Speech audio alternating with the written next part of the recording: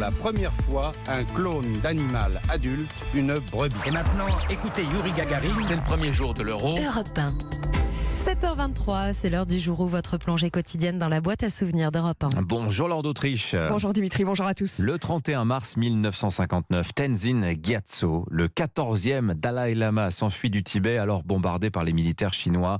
Après 15 jours de marche, lui et ses fidèles arrivent épuisés en Inde. Cet exil va faire du Dalai Lama une icône mondiale. Oui, il a 16 ans lorsqu'en 1951, les armées chinoises de Mao envahissent le Tibet. En urgence, le Parlement tibétain lui confère le nom de Grand Lama, Dalai Lama. En 1990, sur Europe 1, le Dalai Lama dit qu'il est devenu un politicien malgré lui. Je n'ai pas véritablement un penchant très poussé pour la politique. Pourtant, j'y suis poussé. La politique de laquelle je me mêle, c'est un combat national. Il parcourt le monde en mocassins de luxe, mange de la viande rouge, écrit des livres de vulgarisation sur le bouddhisme, mais le Dalai Lama n'est pas reçu par les autorités françaises à Paris lors de sa visite en 1996. Récit du journaliste d'Europe 1, François Clémenceau. Le Dalai Lama est escorté de quelques gardes du corps en costume gris et d'un petit moine discret. Bien sûr, j'aurais bien aimé rencontrer le président ou le Premier ministre, nous dit-il. Mais d'un autre côté, je ne tiens pas à leur créer de problèmes avec tous les inconvénients liés à une telle rencontre.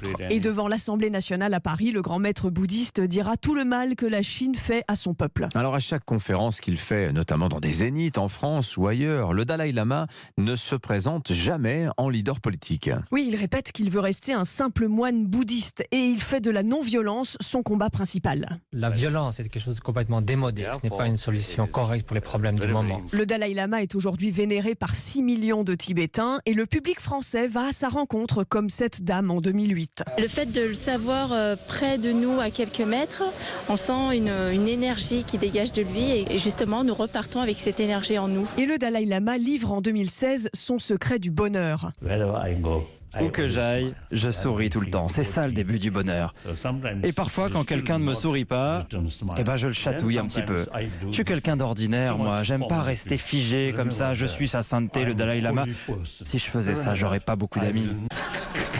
Et on entend ici le rire du Dalai Lama, pas très sonore, plutôt comme une chatouille là encore. Voilà, il a 87 ans aujourd'hui, le Dalai Lama, qui est aussi le chef du gouvernement tibétain en exil. Son successeur a été élu il y a 2 ans. Il s'appelle Penpa Tsering. Il se tient prêt à prendre la suite. Merci beaucoup, Lord d'Autriche, pour ce bain de mémoire grâce aux archives sonores d'Europe 1.